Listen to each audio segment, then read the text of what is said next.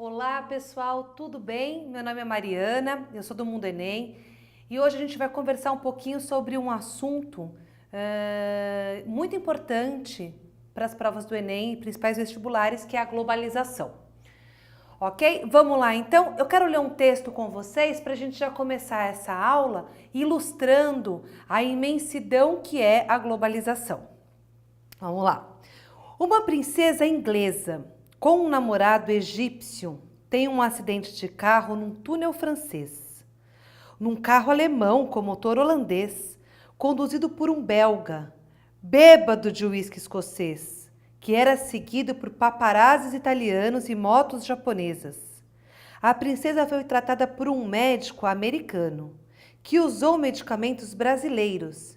E você está a ler isto por um brasileiro, usando uma tecnologia de Bill Gates, em um computador provavelmente da IBM, que são fabricados em Taiwan, em um projetor coreano, montado por trabalhadores de Bangladesh, numa fábrica de Singapura, transportado em caminhões conduzidos por indianos, roubados por indonésios, descarregados por pescadores sicilianos, reempacotado por mexicanos e finalmente vendido a ti, por um judeu. Isso, claro, caros amigos, é a ilustração do que é a globalização. Bom, esse texto, ele tenta trazer de uma forma ilustrativa, criativa, todos os parâmetros que a globalização ela segue hoje.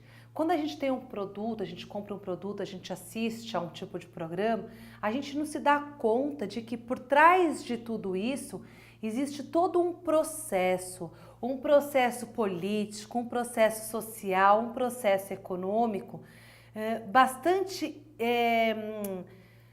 sedimentado, né, que é a chamada globalização, ok?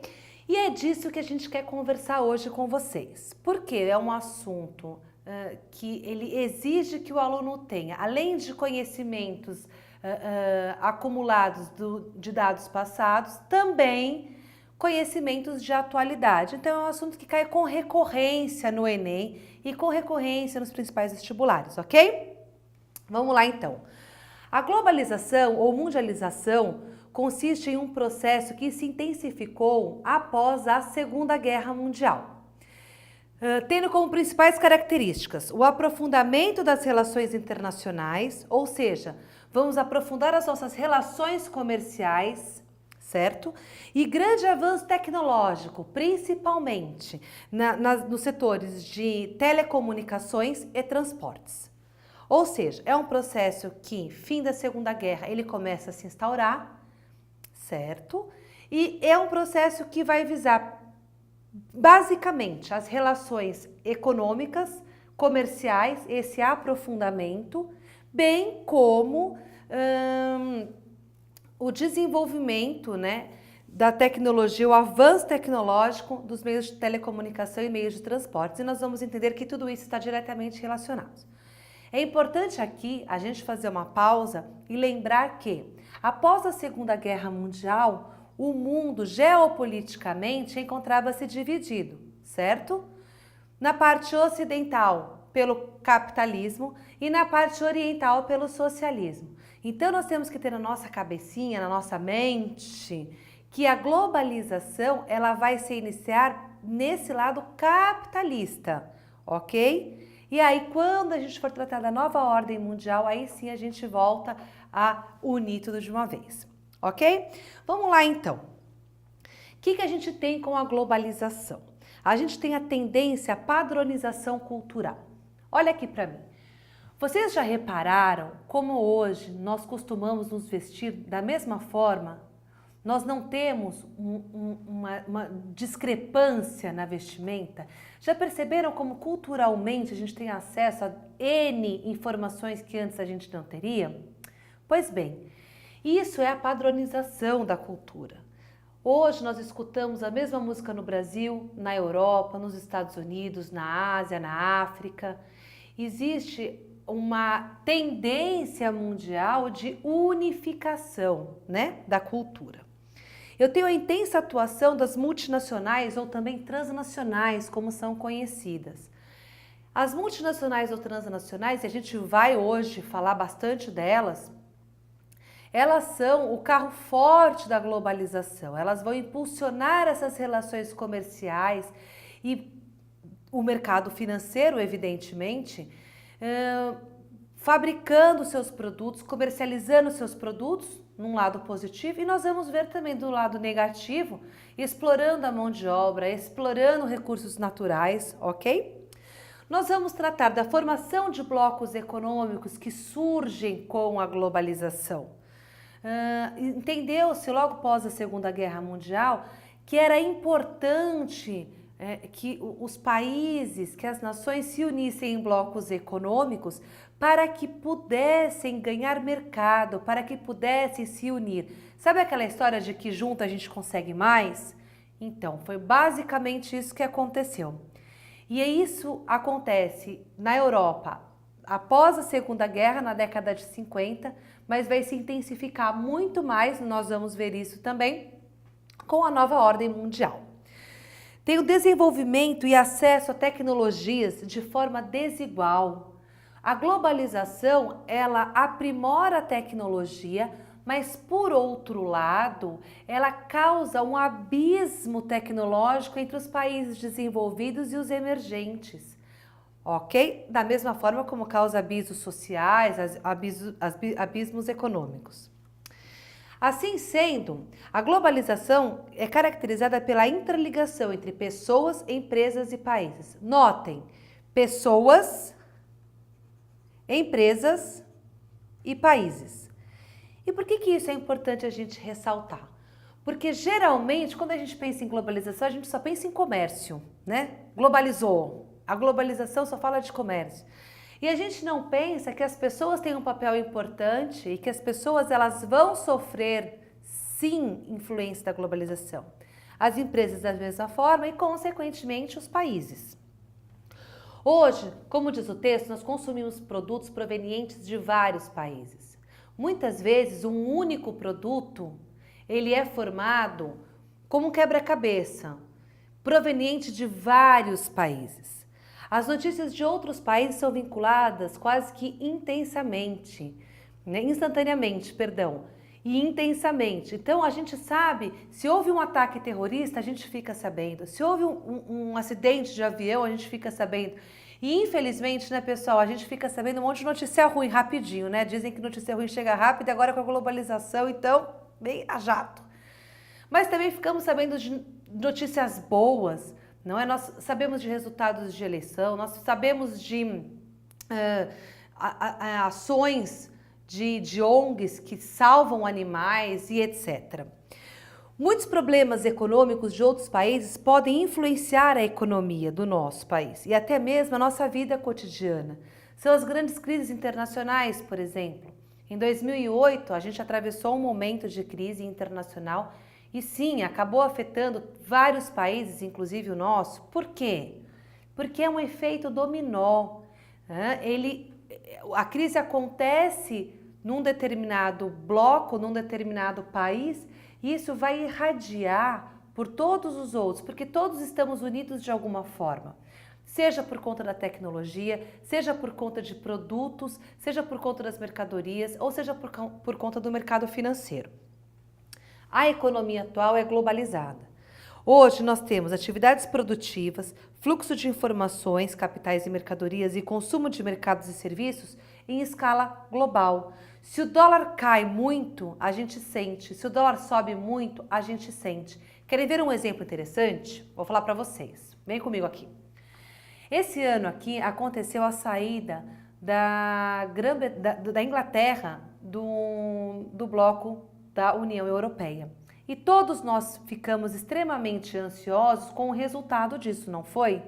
Porque, inevitavelmente, a saída da Inglaterra geraria, sim, consequências no mercado global e nós também poderíamos sofrer com isso. Viu como que a globalização interfere diretamente? Bom, vamos passar à frente. Um assunto bastante importante que às vezes a gente passa desapercebido na globalização, mas que ele é decisivo e ele é muito importante, são as redes. E quando a gente pensa em as redes, a gente já pensa em redes sociais, né? E é bem isso mesmo que eu quero que vocês pensem. mas a gente vai extrapolar um pouquinho. A gente não vai falar só das redes sociais, nós vamos falar das redes sociais, vamos falar das redes industriais, vamos falar das redes de transporte, porque todos esses juntos fazem com que a operação da globalização seja possível. Imaginem vocês que hoje a gente tivesse um bug gigantesco e que as redes sociais deixassem de existir. Vocês acham que os danos seriam gigantescos? Sim, não? Para muitos, a rede social ela está diretamente atrelada a um Facebook, por exemplo. Mas as redes sociais são bem mais do que isso. Muitas empresas vendem e compram produtos por meio dessas redes. Quanto será que as redes deixariam de lucrar, deixariam de gerar de recurso financeiro se um bug acontecesse? Por isso que é muito importante a gente falar deles, ok? As redes, elas são a terceira revolução industrial, é a técnico-científica, é a que nós estamos vivendo hoje.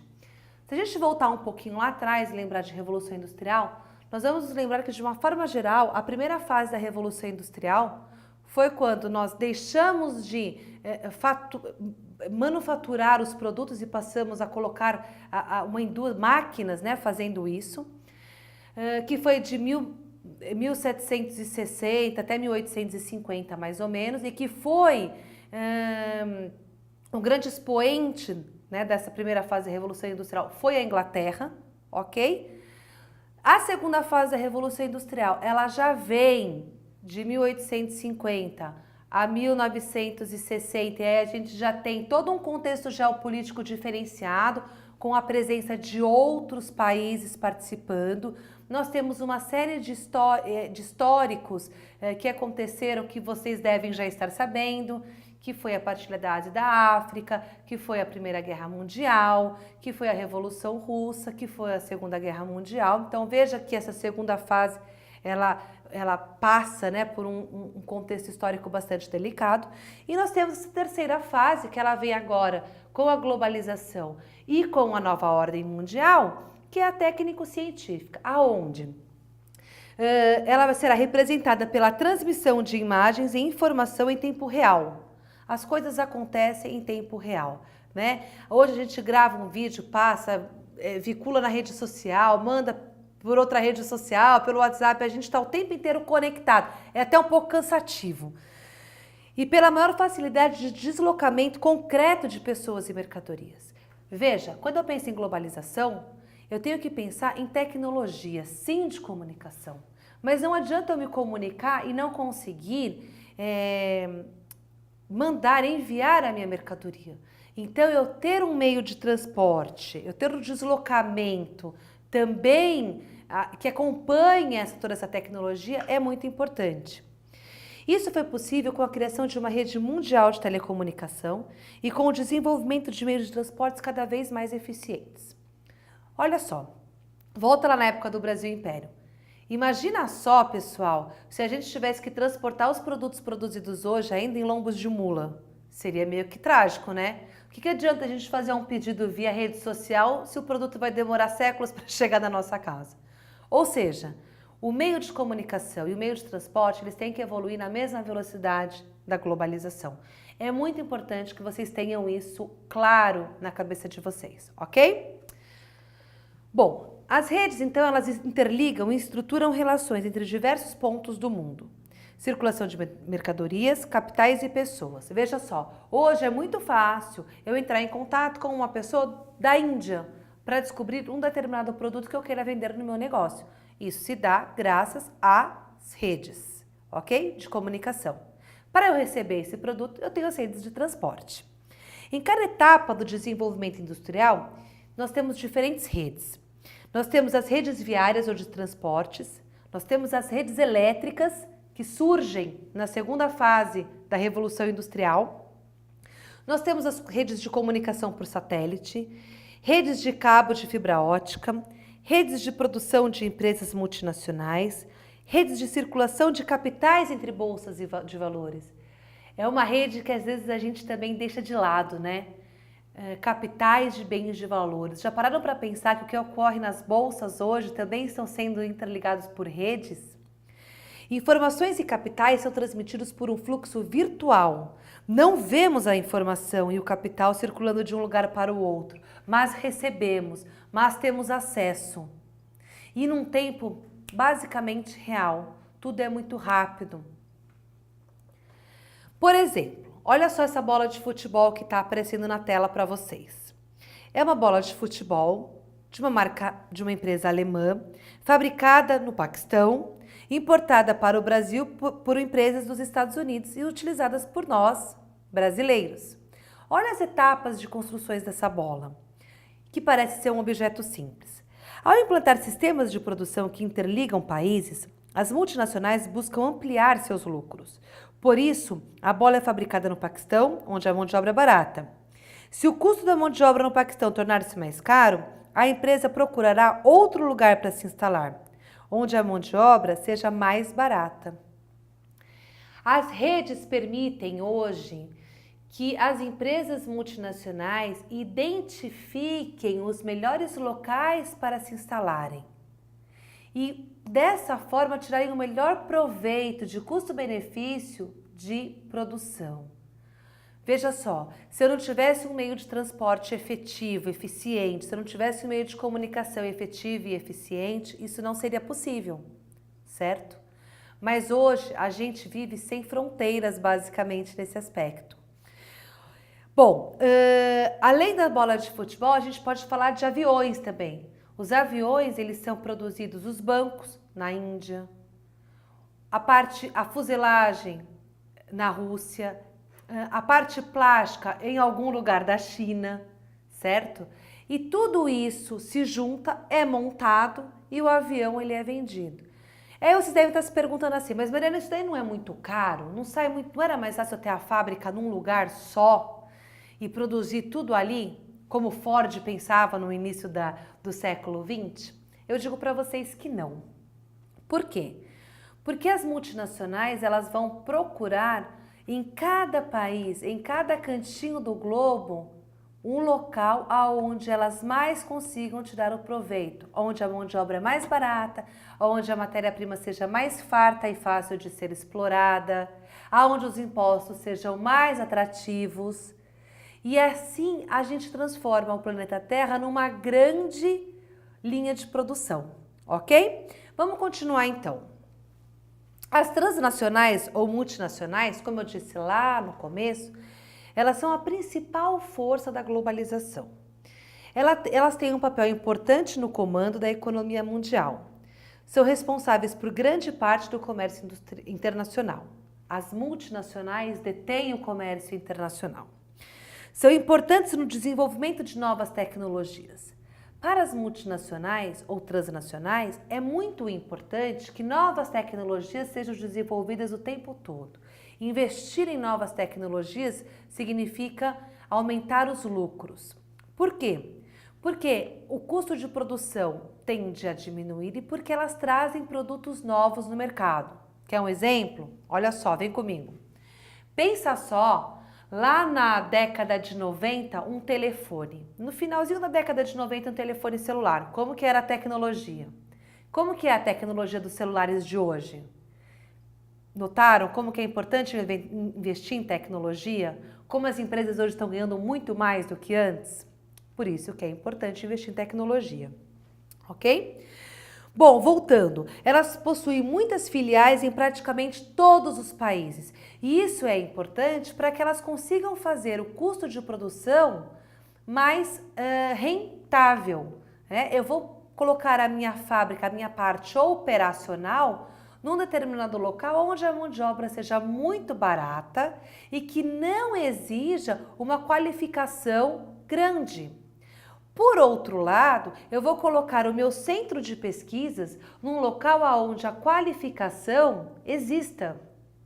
Por outro lado, eu vou colocar o meu local onde eu extraio os recursos naturais em um país onde seja fácil a extração, fácil o escoamento, onde eu tenho uma relação bacana com esse país para eu poder explorar o máximo que eu puder. As empresas multinacionais ainda compram empresas menores em muitos países, principalmente nos subdesenvolvidos. com a intenção do quê? De aumentar o seu mercado, de alargar a sua prateleira de produtos.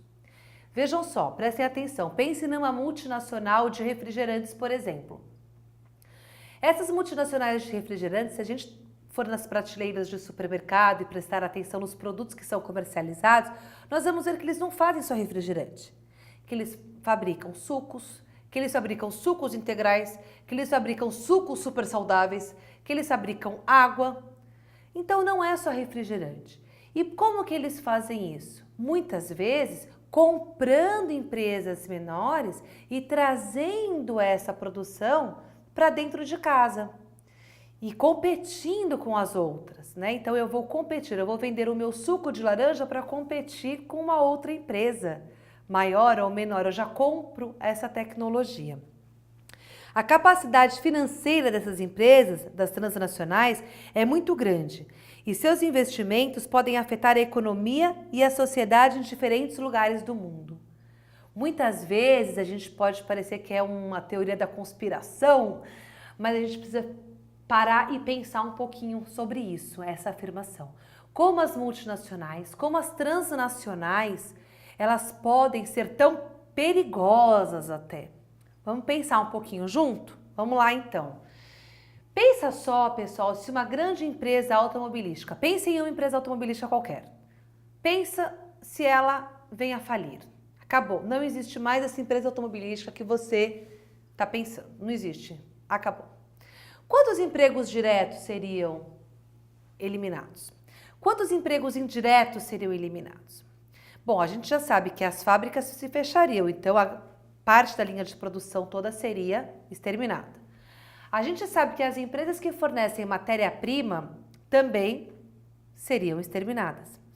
A gente sabe que as concessionárias e os funcionários que trabalham nessas concessionárias também sofreriam com isso. Notem, tentem enumerar na cabeça de vocês, nessa empresa automobilística, quantas concessionárias vocês acreditam que elas tenham. Façam uma pesquisa em casa, pensem em uma, entrem na internet, pesquisem lá quantas concessionárias existem só no Brasil e calculem quantos empregos se perderiam. Então olhem como que essas empresas elas conseguem afetar e muito as economias não só locais, mas a economia mundial. Pensem no colapso que é quando uma empresa multinacional quebra, o problema que é. Por quê? Porque elas detêm um mercado muito vasto, muito grande, ok? Bom, vamos seguir então com os slides. O desenvolvimento dos meios de transporte e das telecomunicações acrescentou novas características. A nova divisão internacional do trabalho. Hoje, contratam empresas de diversas partes do mundo para realizar atividade produtiva ou a distribuição e comercialização de seus produtos. Eles terceirizam. Olha só como que as transnacionais fazem. Os países centrais concentram a fabricação de produto e tecnologia mais sofisticada, o desenvolvimento de novos produtos, a gerência administrativa das grandes empresas e o setor de marketing. Essas 4 áreas, esses 4 segmentos, eles vão ficar localizados nos países desenvolvidos das quais as multinacionais pertencem, ok? De onde elas vêm. Por quê? Porque é estratégico, eles não querem dividir a tecnologia com você. Eles não querem desenvolver novos produtos com os países subdesenvolvidos. Tá? Os países subdesenvolvidos, eles servirão apenas para serem, de uma certa forma, explorados. Ok? Essa primeira parte fica com eles mesmo. Então pensem só, os novos produtos lançados por alguma empresa multinacional, pense numa empresa, qualquer multinacional, vamos pensar numa empresa de iogurte. Os novos lançamentos, eles não vêm diretamente, primeiramente, para os países emergentes, ok? Não vêm para os países em desenvolvimento, eles vão ser lançados primeiro na casa deles, né? As novas tecnologias, elas também não chegam rapidamente nos países em desenvolvimento, nos países emergentes. Querem um exemplo bacana? Vejam o novo iPhone. Quanto tempo que ele vai demorar para chegar no Brasil? Essas tecnologias, elas levam mais tempo para chegar nos países emergentes, nos países em desenvolvimento. E por que isso? Porque eles não são desenvolvidos aqui. E aí você pode se perguntar, poxa vida, Mariana, então por que a gente não começa a desenvolver novas tecnologias no Brasil? Por que a gente não começa a desenvolver novos produtos no Brasil? E eu vou falar para você, porque a gente não investe em tecnologia, a gente não investe o suficientemente em pesquisa. E aí fica difícil, né? Bom, vamos passando então. A maioria das sedes dessas empresas está situada nos países desenvolvidos, conforme eu falei. O destino de boa parte dos lucros transferidos pelas filiais, onde ocorrem as grandes decisões sobre os investimentos e onde estão situados os centros de pesquisas para desenvolvimento de tecnologia. Por exemplo, vocês sabiam que tem uma multinacional no ramo de refrigerantes, onde todas as grandes decisões de fábricas do Brasil não são validadas aqui no Brasil, mas são validadas lá nos Estados Unidos. Não existe uma mobilidade nesse sentido. E por quê? Porque as multinacionais, elas não estão preocupadas com o desenvolvimento local em si. Elas estão preocupadas, sim, com a produtividade, com o lucro que elas vão ter. E aí muita gente pode ficar confusa nesse momento e se perguntar, poxa vida, mas eu conheço tanta empresa que faz uma política bacana sobre responsabilidade social, que faz uma política super jóia sobre ajudar a comunidade. E aí eu falo para vocês, pessoal, essas empresas fazem muitos trabalhos sociais nesses sentidos e é muito bacana. Mas muitas vezes esses trabalhos, eles estão atrelados a incentivos fiscais, certo? A desenvolvimento da comunidade para estar mais próxima da empresa, para a empresa não ter que se preocupar em gastar tanto com deslocamento. Veja, elas sempre vão estar olhando, né, focando o lucro, ok? Então, se perguntem sempre, né, ao ler um texto, ao ver uma matéria num jornal, na internet, né, o quão bom está sendo realmente essa empresa. E eu digo isso não porque eu não acredite, né? Eu acredito que a globalização ela seja algo que a gente possa tornar melhor, mas a gente tem sempre que estar buscando tornar melhor, ok? Essa é a minha opinião pessoal. Vamos seguir aí com a matéria então. Nesse mesmo sentido, nós temos o pensamento do geógrafo Milton Santos, que eu gostaria de compartilhar com vocês, porque é uma pessoa que eu entendo que conseguiu trazer um quadro sobre o que é a globalização muito interessante e até de uma certa forma esperançosa. Ele diz que a globalização a gente a gente pode ser entendida como ela está, como ela é apresentada para nós, né? Como uma forma de perversão, se a gente pensar em todas as mazelas que a globalização ela acaba trazendo, mas a gente também pode transformar ela numa coisa um pouco melhor, já que a gente vai ter que conviver com ela. Então ele diz assim sobre as empresas. As empresas convocam o resto do território a trabalhar para seus fins egoístas, de modo a assegurar um enraizamento do capital, que é sempre provisório. E como um capital globalmente comandado não tem fidelidade ao lugar, este é sempre explorado. O lugar deve a cada dia conceder mais privilégios, criar permanentemente mais vantagens para reter as atividades das empresas sob a ameaça de sua fuga. E isso vai, pessoal, diretamente de encontro com o que a gente estava falando há pouco. Essas grandes empresas, as multinacionais ou transnacionais, quando elas buscam nos países emergentes ou em desenvolvimento um local para desenvolver as suas atividades, na verdade elas estão preocupadas consigo próprias. Então não se iludam, pelo contrário, sempre exijam dessas empresas uma maior satisfação, maiores condições e melhores condições de trabalho. Por que eu digo isso? Porque essas empresas, elas estão aqui simplesmente ou para explorar a mão de obra, ou para explorar uma situação financeira ou de mercado que lhes convém. A partir do momento que essa situação deixar de ser interessante, elas simplesmente migram, vão para um outro espaço. porque não é mais interessante. Então vira um leilão, né? Quem satisfizer melhor essas multinacionais terão essas empresas em seus territórios. E aí a gente pode pensar assim, poxa, Mariana, mas aí é fogo, porque essas empresas elas também trazem uma série de vantagens, né? Elas trazem emprego, por exemplo, pensa aqui na região de São Paulo. Quanto que essas empresas multinacionais geram de empregos? Sim, elas trazem. Mas está na hora da gente começar a perceber que esses empregos eles devem vir acompanhados de excelentes condições de trabalho.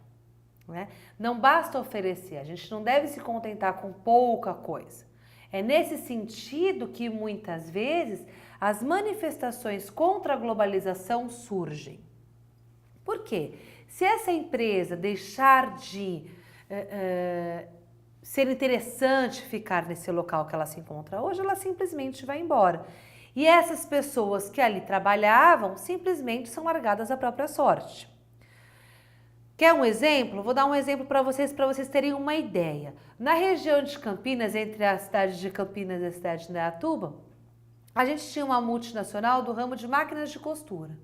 A partir do momento que ela identificou que o local não oferecia uma mão de obra tão barata suficiente para o processo de produção dela, ela simplesmente saiu e se mudou para um local onde a mão de obra, as interferências sindicais se tornassem menos incomodativas, deixando a população largada basicamente à própria sorte. Nós estamos falando de muitos empregos. Nós estamos falando na casa de 8, 9 mil empregos que deixaram de ser gerados.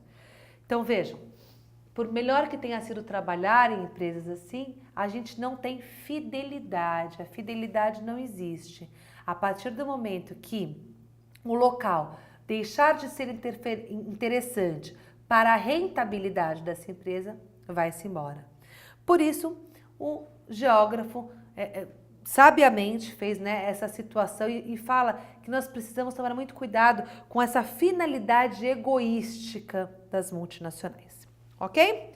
Bom, passando à frente, então, as empresas multinacionais, elas utilizam não só a estrutura de mão de obra, mas técnica para organizar redes de produção e distribuição de mercadorias, de circulação de informações, capitais, serviços e pessoas ao redor do mundo.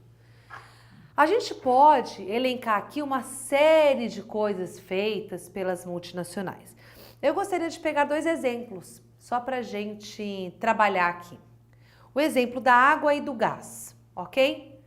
Vejam só, vou voltar lá para as indústrias de refrigerante. Nada contra as indústrias de refrigerante, mas é um exemplo que eu acho que a gente tem que dar, que eu acho que fica bacana. Para a gente fabricar refrigerante, a gente utiliza água. Para fabricar suco, a gente utiliza água, certo? E para fabricar água, obviamente. Ou seja, a água ela é extremamente importante na cadeia produtiva desse tipo de multinacional, desse segmento de multinacional. Pois bem, da onde que eles extraem essas águas? As águas não são importadas dos países aonde eles têm as sedes, aonde está a tecnologia, para onde vai o lucro maior dessas multinacionais, certo? Não vai. A água, ela é extraída, ela é explorada dentro dos países emergentes, dos países em desenvolvimento, dos países que ainda possuem água, que ainda possuem reservas minerais bastante volumosas para esse tipo de operação, como por exemplo o Brasil.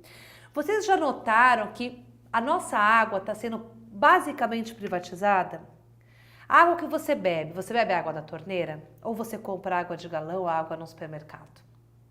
Well, se a água é um bem público, por que então ela é comercializada por multinacionais?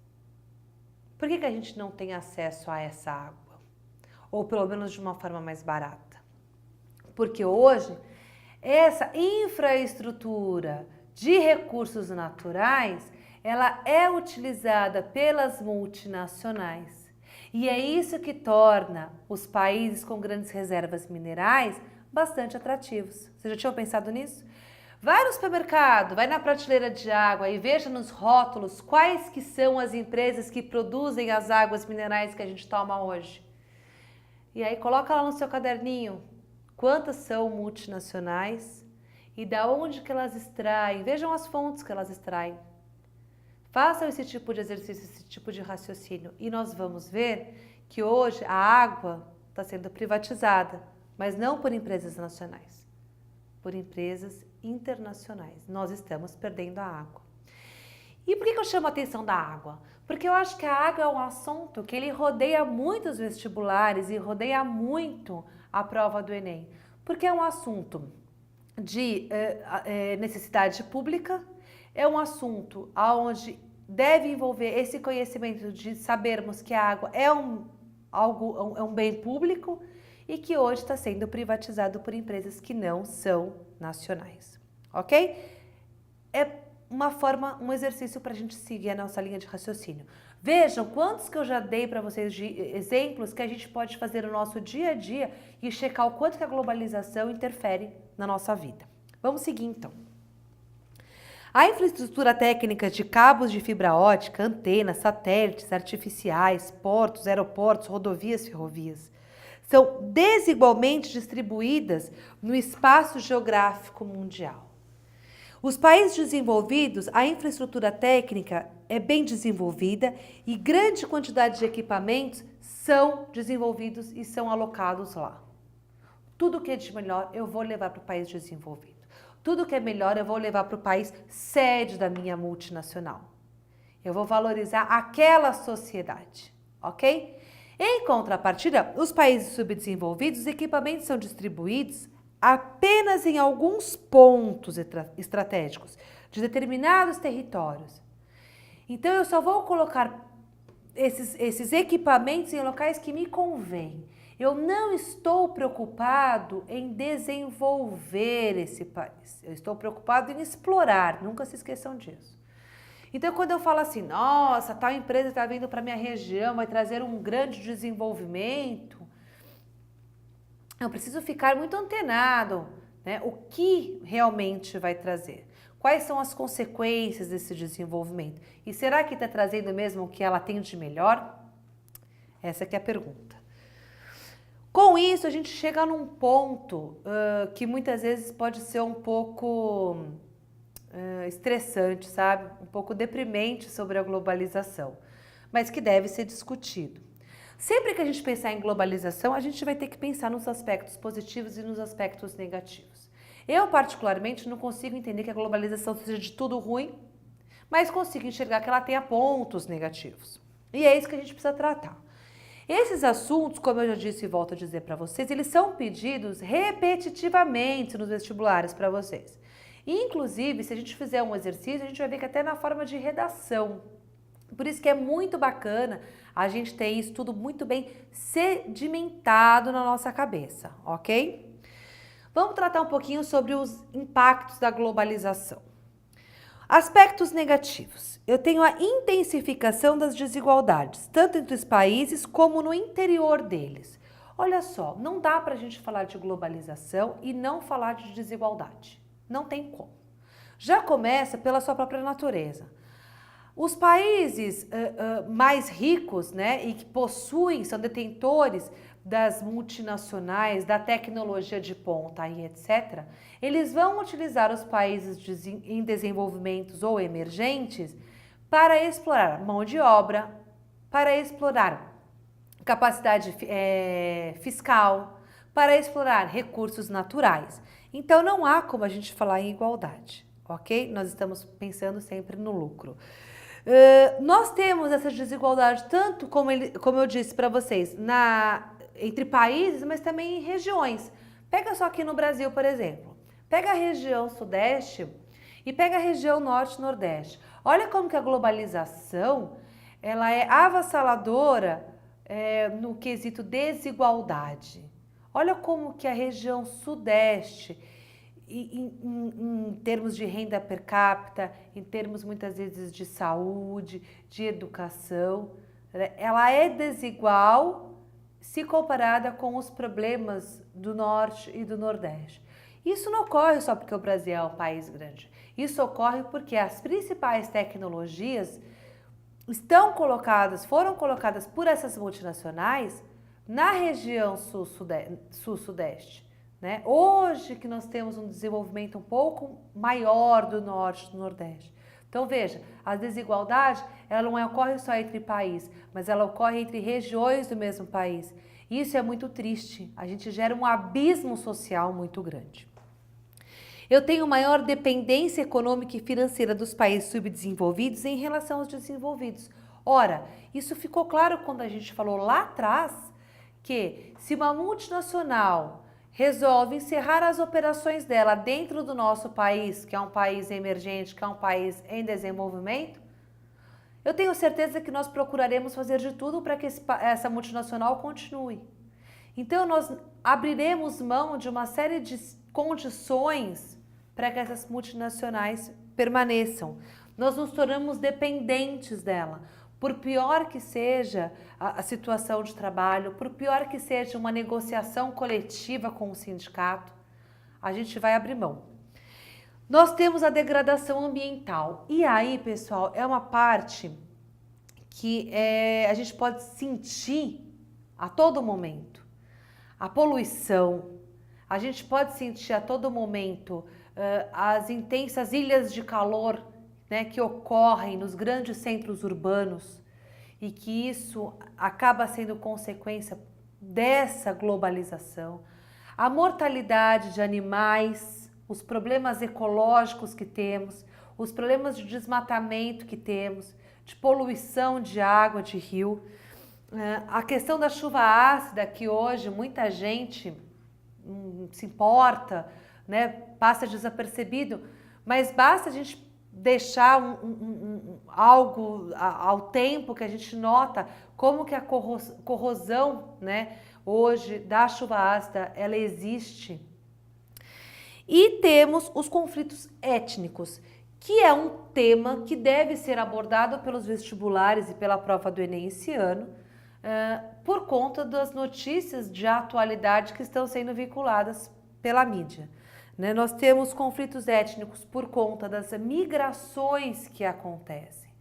E quando a gente fala de migrações, a gente não pode pensar só na questão hoje que está super em foco, que envolve, por exemplo, a Síria, os refugiados, que é um problema gravíssimo, não é só um problema de ordem social, mas é de ordem política, ordem econômica, né? A gente está gerando um problema étnico muito grave. Mas as próprias migrações de trabalho, né? Quantas, se a gente for tratar das imigrações do século XXI, quantas pessoas não transitam nos mercados de trabalho buscando novas oportunidades em países diferentes, em regiões diferentes, não é? E com isso vai acabar impactando sim na economia, no mercado de trabalho local. Bom, os conflitos étnicos, pessoal, ele deve ser abordado, como eu disse para vocês, pelos principais vestibulares e principalmente pela prova do Enem. Aliás, isso já é uma constante nas provas do Enem. Queria aproveitar e falar para vocês que tudo isso que eu estou falando, vocês podem encontrar aqui em 2.300 questões, ok? Que tem aqui desse livro. Tem muita coisa de globalização aqui. Beleza? Quem também quiser saber um pouquinho mais, pode acessar o nosso site, mundoenemonline.com.br. Bom, voltando a falar então desses problemas de conflitos étnicos, né? Esse tema ele já foi abordado várias vezes pela prova do Enem. Eu vou falar especificamente do Enem. Quando a gente fala não só os conflitos étnicos, mas meio de comunicação e globalização. Quando a gente fala sobre Primavera Árabe, quando a gente fala sobre as imigrações do século XXI, quando a gente fala das relações homem-natureza, né, essa devastação do meio ambiente, a gente está tratando desses impactos da globalização. Mas os conflitos étnicos, sem sombra de dúvida, eles são um ponto que mais chamam a atenção, porque ele está envolvendo diretamente a vida humana. O que fazer com essa população? Não só de refugiados, mas o que fazer com essa população hoje de pessoas que transitam de um país para o outro, levando a sua cultura, levando a sua forma de viver, a sua filosofia de vida. Como todos conseguirão conviver juntos, né? sem gerar conflito. Eu acho que essa é, um dos maiores desafios hoje da globalização, ok? Bom, falamos dos aspectos negativos, salientando para vocês focarem, pesquisarem sobre os conflitos étnicos, que eu acho que é muito importante, ok? E agora nós vamos falar de alguns benefícios da globalização. Bom, a globalização não foi de tudo ruim assim também, como eu disse para vocês. A gente precisa saber qualificar o que é ruim para melhorar, né? Vamos ver alguns benefícios então. Eu tenho a disseminação de informações em escala mundial. Pessoal, nada como ter acesso à informação. A gente precisa saber o que está acontecendo em todos os cantos do mundo. Como é importante a gente saber isso. Por quê? Para a gente tomar as nossas decisões. Como é legal a gente poder compartilhar culturas diferentes, né? Eu tenho uma maior difusão cultural entre os países. Como é bacana isso. Como é bacana eu saber mais sobre a religião do outro, mais sobre a cultura do outro, trocar esse tipo de informação. Esses intercâmbios culturais que a globalização promove, eles são muito positivos para o nosso desenvolvimento, inclusive como pessoa, né? Nós tivemos, como a gente já conversou, grandes avanços tecnológicos, né? De telecomunicação e também de meios de transporte. E isso foi super importante para a gente, né? Há quem diga que isso aproximou mais a humanidade, há quem diga que isso está separando mais a humanidade, e eu acho que esse é um tema super bacana para a gente pensar também, porque a tecnologia ela junta e ela separa ao mesmo tempo, né? Vai depender muito de como que a gente vai articular isso. Eu vejo muitas pessoas hoje reclamando que vão ao restaurante e que ninguém conversa mais, fica todo mundo no celular, só falta mandar mensagem, né? E aí, o que nós vamos pedir? Por outro lado, aproxima pessoas que moram distantes, né? Eu consigo desenvolver novas amizades, então é muito bacana nesse sentido. Eu tive um aumento na produção de bens e na geração de serviços. Agora eu produzo muito mais, eu tenho muito mais serviços. E a competitividade dessas grandes empresas, das multinacionais, elas acabam gerando também uma competitividade nas pequenas empresas, nos prestadores de serviço. E o mercado ele acabou se expandindo, ele acabou aumentando, o que também foi muito bacana. Eu tenho a formação de ONGs que atuam globalmente, e aí um papel importante das ONGs é de fiscalizar as atitudes negativas da globalização, né? Então, atitudes, por exemplo, de poluição de meio ambiente, extinção de determinadas raças animais, né? Esse tipo de trabalho, mão de obra, né? A gente nunca pode esquecer da mão de obra, como as ONGs elas têm efetuado um trabalho muito importante na fiscalização da exploração de mão de obra, né, que é um aspecto muito cruel da globalização, ok? Então, esses são alguns dos benefícios que nós temos. Bom, o aumento da desigualdade e a instabilidade econômica financeira, ela vai ser realidade na globalização. A gente não vai conseguir ter uma globalização boazinha, uma globalização fada madrinha, não tem como. A globalização, ela existe e ela busca basicamente focar no lucro das grandes empresas, ok? Então, os países desenvolvidos, eles têm os maiores benefícios da globalização, evidentemente. Eles detêm as grandes multinacionais, os lucros dessas multinacionais, eles são reinvestidos nesses países e, de uma forma geral, a sociedade vive de uma forma em melhores condições, com índice de desenvolvimento muito melhor. Já os países subdesenvolvidos não. Apesar de alguns terem tido um período de crescimento, a maioria sofre as consequências negativas da globalização. Nós temos nossos recursos naturais sendo explorados, nós temos a nossa mão de obra sendo explorada, né? A gente tem mão de obra explorada e explora, né? Um tema bacana, assim, bacana que eu digo, é triste, mas que pode ser assunto, inclusive, de redação, é a questão da mão de obra escrava hoje, né? Que tá sendo muito evidenciada nos noticiários, né? O Brasil hoje, com várias empresas, várias fábricas que utilizam de mão de obra escrava para produção, principalmente no segmento de investimentos, né? Os bolivianos que vêm para o Brasil na esperança de ter uma melhor condição, oportunidade de vida e acabam sendo jogados, aprisionados em porões, né? E ali deixado. Então, assim, a gente vê que os países eles podem ter uma leve melhora, mas que eles continuam sendo explorados, né? Eu tenho nos países em desenvolvimento, ou emergentes, ou subdesenvolvidos, são as três nomenclaturas que a gente pode utilizar, um elevado nível de endividamento externo. Isso faz com que eles se tornem empresas fáceis para a exploração, né, dessas multinacionais. Eu tenho um endividamento grande, eu fecho acordos comerciais para a entrada dessas empresas.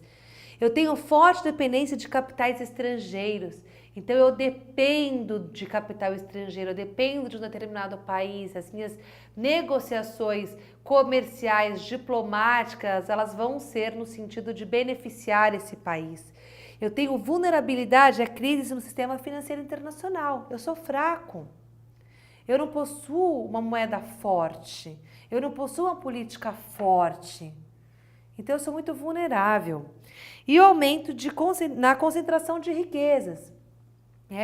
A gente tem hoje uma fortuna na mão de poucas pessoas, ou seja, a distribuição de renda é péssima nos países emergentes. Ela é completamente desigual.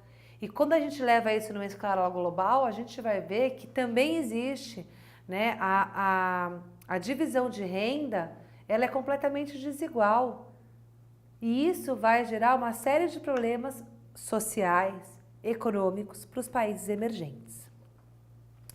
A globalização e a concentração de capital, ela traz duas situações que envolvem ainda as multinacionais, que a gente até começou a falar um pouquinho, e que hoje estão muito em evidência, que são as fusões de empresas ou aquisições de empresas. E é muito importante o aluno ter isso bem definido, né? Por quê? Fusões não são a mesma coisa que aquisições. As fusões eu uno duas empresas que possuem o mesmo objetivo, ok? Para lutar no mercado internacional contra uma outra empresa. É a competitividade. As aquisições não, eu compro efetivamente a empresa. Para quê? Para me tornar forte. Eu compro aquela empresa de suco de laranja para eu poder vender esse produto. Eu não vou desenvolver essa tecnologia, eu já compro, já está pronta. Ok? Bom, qual que é o objetivo? Disputar mercados com maior poder de competitividade e aumentar a capacidade de investir em novas tecnologias. Isso vai me tornar mais forte. Aquela história do unidos a gente consegue muito mais, né? E isso é uma filosofia, sim, das multinacionais, ok? Bom, queria que você compartilhar com vocês agora uma tela e é para a gente observar quais são os maiores setores, né, em que hoje as fusões e aquisições ocorrem. E se vocês observarem, a gente vai ver que no ramo químico, financeiro e de tecnologia são aonde ocorrem as maiores fusões e aquisições hoje no mundo. Para vocês compreenderem como que a telecomunicação e os meios de transporte são primordiais para a globalização. As maiores fusões e as maiores aquisições que existem hoje são nesse mundo, né? E a gente vê os valores em bilhões, dá até uma tristeza muito grande, porque a gente fala, nossa, né? 90 bilhões de dólares, não sei nem o que é isso, acho que nunca vou saber. E a hora que a gente pega os setores, a gente fica assustado. A gente vê que telecomunicação e comunicação é um setor que realmente hoje busca muitas fusões, muitas aquisições, porque é importante, porque é por meio deles que eu vendo, né, que a globalização ela se faz. Bom, por fim, gostaria de falar com vocês rapidamente sobre a nova ordem mundial, que é um conceito político e econômico que se refere ao contexto histórico do mundo pós-Guerra Fria. Então, a partir da década de 80, com a queda do Muro de Berlim em 89, eu tenho essa concepção da nova ordem mundial. E o que a nova ordem mundial é assim, então? A nova ordem mundial, ela surge e ela se caracteriza principalmente com a formação de novos blocos. Que blocos são esses? São blocos econômicos de países se juntam para tentar se tornar muito fortes. E é importante a gente saber disso, até porque a gente participa de um bloco econômico que é o Mercosul. Eu gostaria de falar com vocês, então, rapidamente sobre eles. A gente precisa saber desses blocos econômicos, ok? Hoje nós temos o Mercosul, que é formado pelo Brasil, Argentina, Uruguai e Venezuela. É um bloco econômico forte aqui da América do Sul, passa por algumas dificuldades, muitas vezes. A gente tem a inclusão da Venezuela em 2006 e nós temos o México hoje como um país observador, ok? Nós temos o NAFTA, que é formado pelos Estados Unidos, Canadá e México. Ontem, quem assistiu o debate das eleições americanas, a gente percebeu que esse bloco aí ficou bastante em evidência, porque é um bloco forte, poderoso, né? E é um bloco onde uma das maiores potências hoje, os Estados Unidos fazem parte. Nós temos a União Europeia, que também faz parte dessa nova ordem mundial, formando o bloco. Tivemos a evidência aí da saída da Inglaterra esse ano, foi um acontecimento bastante marcante. A União Europeia, ela não surge com a nova ordem mundial, ela veio um pouquinho antes, mas ela faz parte. Se vocês puderem olhar a nossa tela, eu deixo para vocês aí um mapinha, né, com os países que fazem parte, para a gente poder identificar de uma forma bem bacana quais são os países que fazem parte, quais são aqueles que querem vir pertencer, né? Acho que é legal a gente saber disso daí. Eu costumo dizer para os alunos que é legal pegar um mapa desse daí, imprimir e colocar na porta do armário, para nunca mais esquecer. E nós temos alguns outros atores do sistema internacional, que seria a ALCA, que é a Área de Livre Comércio das Américas, que é um sonho que existe em pegar a América do Norte, a América Central e a América do Sul e fazer aí uma área de livre comércio.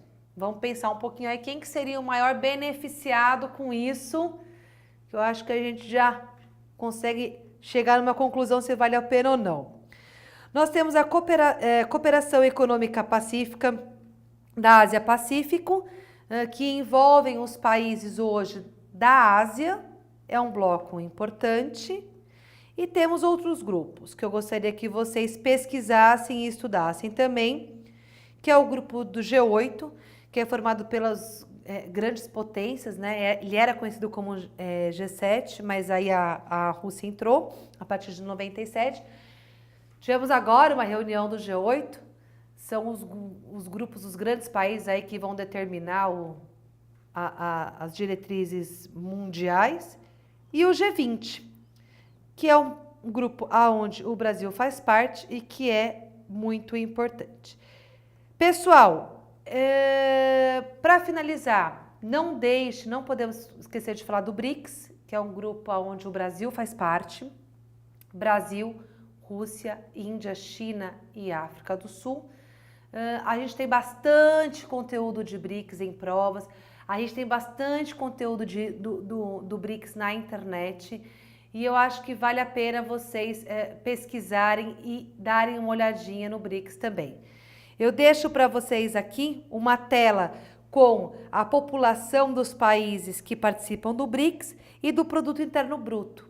E a gente vai ver que o Brasil se encontra em penúltimo lugar nesse grupo, ok? Bom, pessoal, era isso que eu gostaria de compartilhar com vocês. Eu tenho certeza que esse assunto vai cair, ele sempre cai, então eu espero que essa aula ajude, contribua. Lembram-se que a aula não serve por si só, vocês têm que estudar, ok? E nada melhor do que fazer exercício. Então, volto a apresentar para vocês esse livro com 2.300 questões do Enem, são comentadas. Quem deixou para a última hora, tá desesperado? Pessoal, esse livro aqui pode te ajudar bastante, porque agora é hora de sentar e fazer exercício, ok? Quem quiser também, acessa o nosso site mundoenemonline.com.br. Tem aulas, tem conteúdo lá. E pessoal, não é hora de desistir, é hora de pegar todas as ferramentas que vocês puderem agora para continuar. Um forte abraço, boa prova, ok? Obrigada, tchau!